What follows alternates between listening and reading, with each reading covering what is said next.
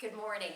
Thank you so much for joining us on this beautiful Friday morning to talk about how sales is changing and what you need to be doing in order to take advantage of those changes and make them better for your business instead of getting left out of wonderful opportunities, because you don't want to be left behind that particular bus.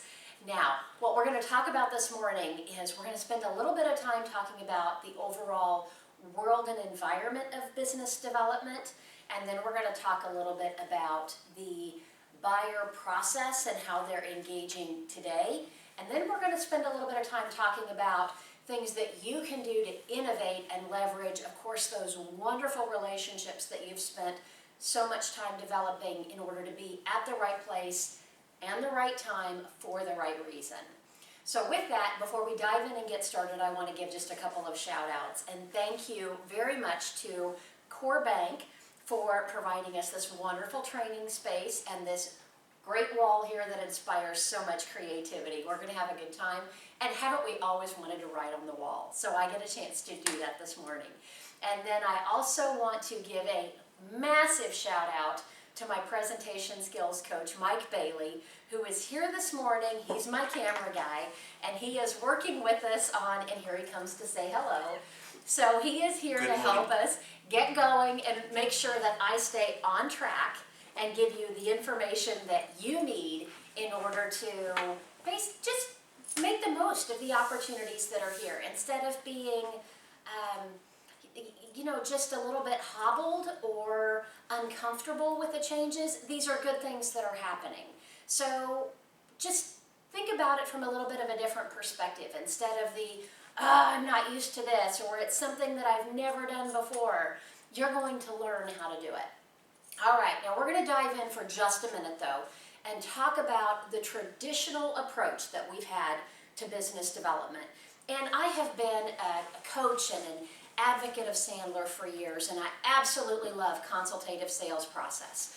Miller Hyman, integrity selling, spin selling. There are so many different methodologies that are out there that are truly amazing in terms of helping us as business developers or consultants better leverage what we bring to a client and help them understand our value.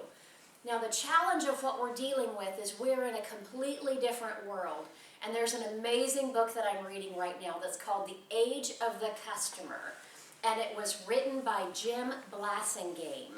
And it is one that I highly recommend, and Mike's bringing it to me. So I highly recommend that you pick it up on Amazon. And there's, I'm not an affiliate of this or in any way, shape, or form. It's just something that I've been in the middle of, and it does a really good job of explaining what's going on and helping you better understand the environment. Now helps you understand what you need to be doing in order to be relevant right now, because that is of critical importance, is relevance right now. And he spends a lot of time in this book talking about that. But what I want to we're going to start first with talking about the consultative sales approach. So what we've done before is we've typically had headlines, or we've had, these are the pains or the problems that our prospects are dealing with. And they engage because they want someone who can help them solve their pain. So in the consultative sales process, what we've done before has been, we've then defined the pain through our needs analysis. And we've engaged, we've really demonstrated our understanding of their challenges. And through that demonstration, we've hoped that they would align with us. But just to make sure they really get how we understand what they're going through, we've often had a sales process that agitates. And if you think about the agitation, think about it as it's more along the lines of, well, how are you feeling about that? And who all is that affecting within your organization? And the challenge with a lot of this is, this process takes time. And if you think about it, the prospect doesn't really want to invest a lot of time in buying, they want to invest time in finding the solution and then solving their problem. So then through this process, we're over here with solving, and what we end up with is we end up with prospects that typically bail out when we get to this point right here, even though we do have an understanding of their solution and we can help them. Now, why has this happened? Well, in the book, The Age of the Customer, what he talks about is the fact that we have been privileged to live in an environment where it was truly a seller's world. In other words, somebody had a problem and they were probably going to reach out to their immediate base of relationships and start their buyer journey with a referral. Now, in that immediate base of relationships, it was often limited to a geographic territory. Now, the world of Google and the internet has completely changed this. Now, what used to be just a couple of different options, now they're overwhelmed with potentially millions of solutions. And it's overwhelming to them. And they don't understand what their right journey is in order to select, well, first of all, understand all the options that are available, pick the one that's going to be the right one for them, and then engage. So through this, when you think about it, I mean, even think about how your own buyer journey changes with normal processes. Think about what Black Friday has been historically. 5 years ago, it was you go to a lot of your chain stores or the places where we would shop, we'd get in our car, we'd go, we'd look around, we'd buy something, we'd leave the store with it. Now, most of our shopping is done online. Amazon is providing these solutions for buyers, but the problem is they're really not providing solutions, they're just providing transactions and an end product. And if you're dealing with a complex problem, you don't want a simple solution. There's one of those rules, it's kind of like Murphy's Law, that talks about for every complex problem, there is a solution that is simple, easy, and wrong. And we're all scared to death of making the wrong decisions. So what happens is you're going to reach out and you may still go through that first part of the traditional buyer journey where you're going to engage with someone and you're going to have a conversation, but if you don't see as a buyer what they can immediately do for you, you're going to disengage. And you may continue having conversations with them. You may have a relationship where you bump into each other at networking events. Maybe they even go to lunch with you a couple times a year, but they're not giving you their business because they don't understand where and how you're relevant to them in their world right now. So I'm going to give you a spoiler alert right here. If you're tuning in thinking I'm going to tell you how to get out of doing any consulting that you're not getting paid for, well, I'm going to do that and then I'm not going to do that. Because there is a part of what you have to do. You have to demonstrate your knowledge and your ability throughout the buyer process and through their journey. You need to be selective about how you're going to do that. And you're not going to give them everything, but you do need to build value throughout the entire process. Now, what we're going to spend a little bit of time talking about now is how people are wanting to engage and how they want to buy now. So if you think about, this is the consultative sales model where you engage, they understand, you're going to continue to pour a little bit of salt on that wound and continue to just poke at that pain point a little more until it gets so bad they're like, all right, I'll do anything to make it stop. That's not working anymore. What they want is they want someone who's going to deliver value. So what I have here is this is going to illustrate the buyer journey that your prospects are going to go through, because truly that's what they're on. And they're no longer looking for transactions. They truly want a partner or trusted advisor that's going to guide them along this journey. Now, what you have to determine as a business development professional is you have to recognize that we have two different categories that we're going to fit our prospects into. One of those categories is they're qualified to do business with you and they become a client. The other bucket is they're disqualified and they become a no. So there are two different directions that they're going to take through their buyer or through your seller journey that you're going to engage with the buyers. So understand that throughout this process, at any time, it's up to you if you determine it's not a fit, and if you're not getting the right indicators from that prospect that they get it, that you truly are going to be able to help them. And unfortunately, in some cases, there are some people that are happy with just a little bit of your solution. And then those folks are probably only going to engage through this process up to a certain point, and then they're going to say, that's okay, I'm good. And that's all right.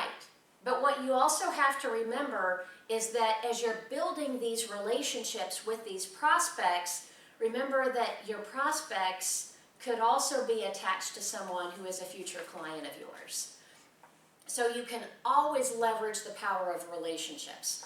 But we want to build something, so if you think about, there are triggers that have to take place within your sales process. And these triggers, these are mental triggers that happen.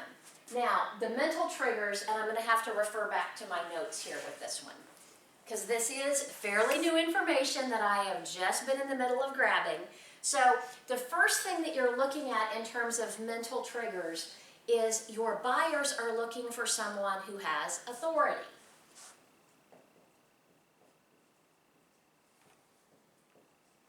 And if you think about authority, it's based on your years in business, it's based on your accomplishments, it's based on perhaps your education or accreditation. For instance, think about a doctor. When they come into their office, it used to be they always had the white coat. Well, consultants always had their suit on. So there could have been some implied authority through how we look. Now we're in a completely different world, so our authority has to be established in a little bit different ways. And you know me, I am a huge fan of capturing that authority through the credibility of others that are introducing you. So keep that in the back of your mind as we're talking. The other part of if you think about the environment today, people want to be part of a community. Think about how we belong to religious organizations. We belong to clubs. We affiliate with people. We want to be a part of something bigger than just us. So this is something that has to be present also through your process for them to want to align with you. We have anticipation. People want to get excited about what you bring to them. They want to look forward to you helping them. They want to look forward to what they're going to have as the outcome of whatever solution that they're going to engage with. They're also reciprocally minded. So there is an environment that is created or should be created throughout your seller journey that engages the reciprocity and the desire to engage and become a partner with you or become a client. And then we have social proof. Think about where you last ate out. When you were trying a new restaurant, what did you look for first? In a lot of cases, we're going and we're checking out Yelp reviews. We're asking our friends on Facebook about, have you ever tried this place out before? So we are looking at other people who have engaged. And remember, that's all about what referrals are. So keep that one dog-eared as well in the back of your mind.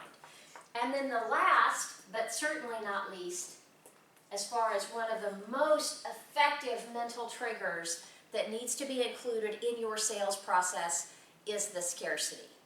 So now this one plays in. Remember I told you that people fit into one of two buckets. They are either qualified to do business with you and be a prospect, or they are disqualified. And we only have so many hours in the day, and we want to work with amazing people that really appreciate us during that time. Or what's the point? Life is just too short. So keep that scarcity in mind and make sure that you truly remain in control of the buyer journey, or your part of it, which is the seller journey. All right, now I want to dig in and I want to spend just a little bit of time talking about how things are changing now.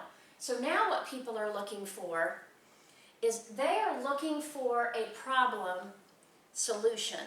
So if you think about now what they're looking for is this journey is one of transformation.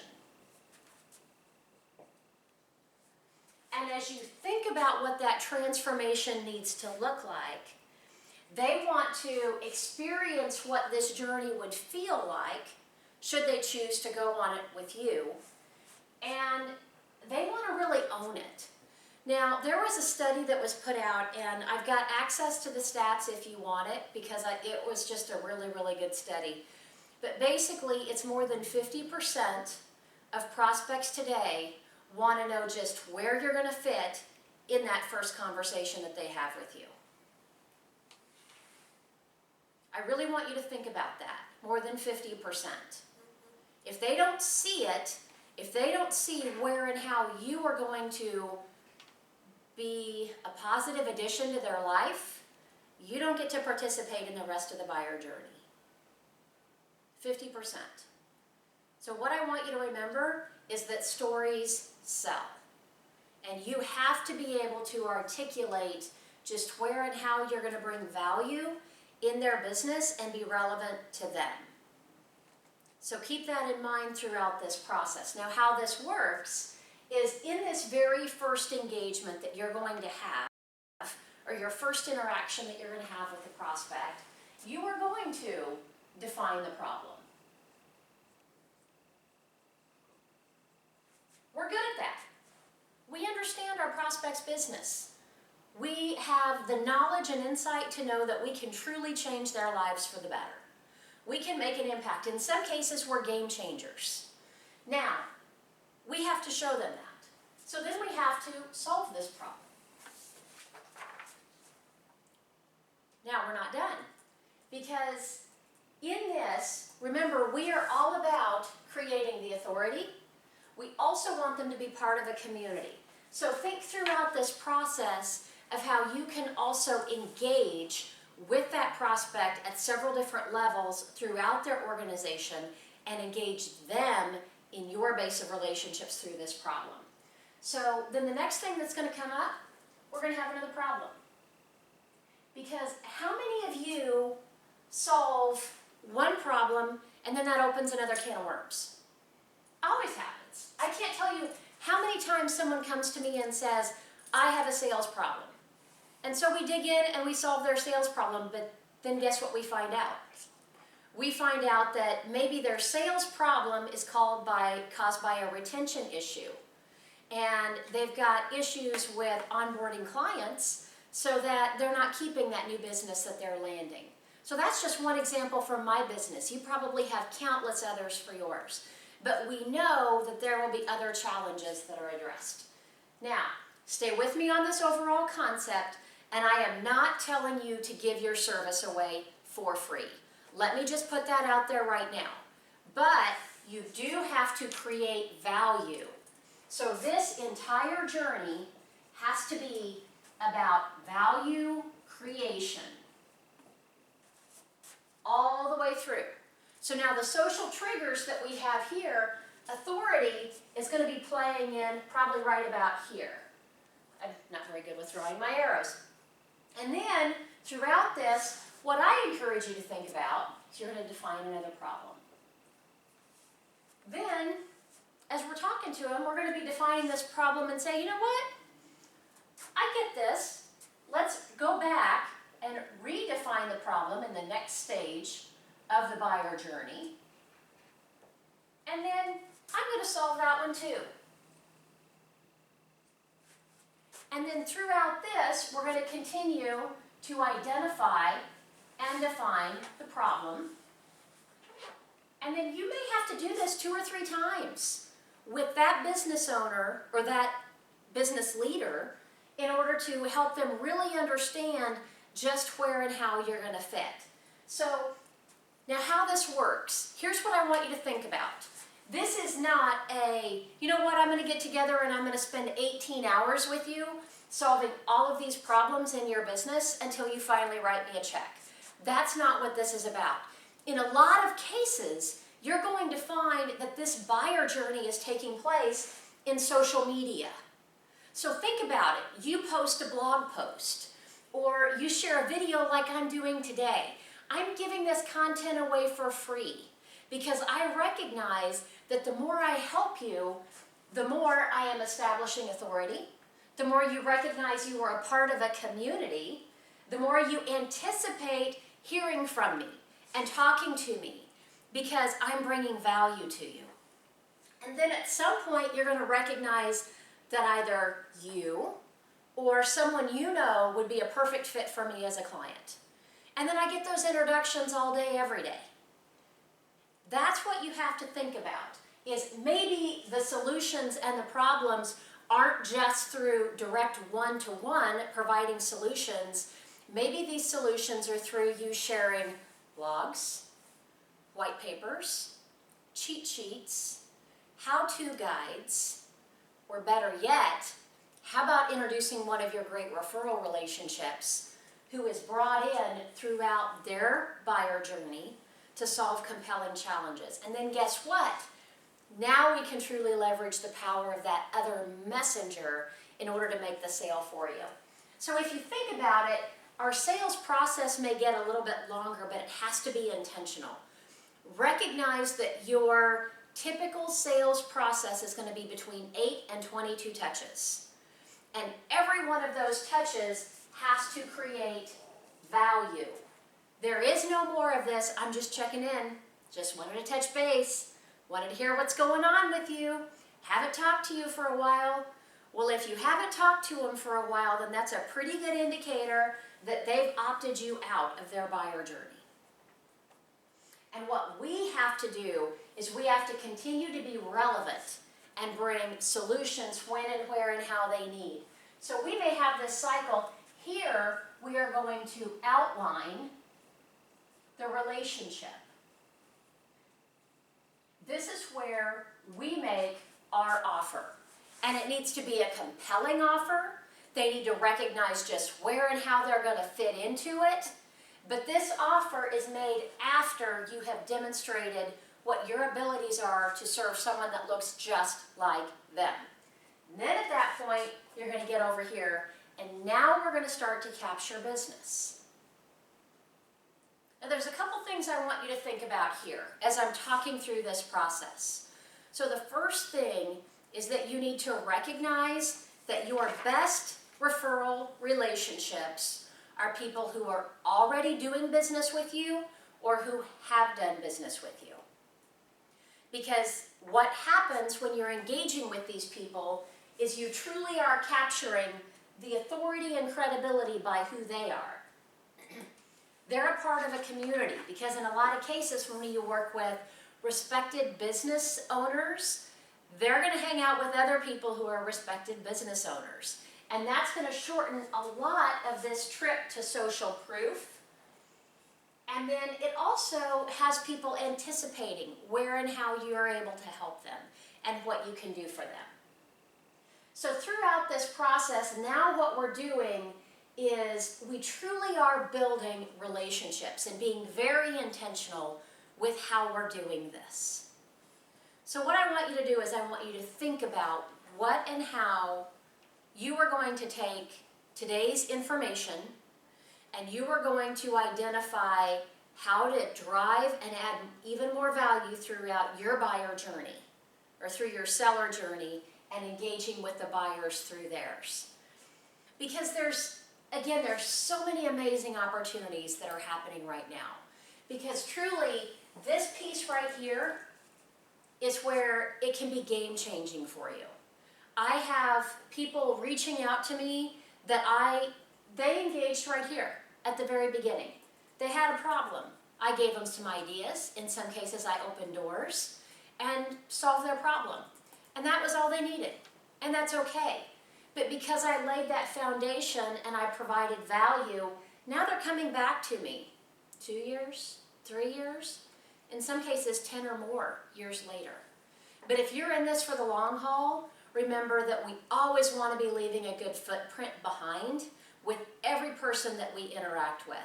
And again, I encourage you to think about how you can leverage your referral relationships and all those strategic partners, or perhaps it's other services within your organization. Maybe your best referral relationships are internal. But think about how you can leverage and help someone else get to revenue as a part of your own seller journey. Because when you do that, now you have someone else managing your pipeline, and all you have to do is just reach out and talk about what they've done to make an impact in your life and what the results are of their solution within the organization, because you get credit for that too. So I've given you a lot to think about today. I've talked about the overall environment of business development and how it's changed. I've talked about this consultative sales approach, which still is relevant. We still have to be able to engage, identify needs. We just have to be a lot faster and a lot better at telling our stories and helping our prospects recognize where and how they truly are going to fit into your world, and even better yet, how you're going to fit into theirs. So thanks so much for taking time and joining us this morning. And I really encourage you to think about others and what they can do for you. And not just others as in your referral relationships, but always think about where you make an impact with someone else and you leave emotional equity in that account, it's going to come back to you tenfold. My favorite rule that I always like to leave everybody with is Emerson's law of compensation. To get what you want, you've got to help others get what they want. Have a great day, and I wish you good selling.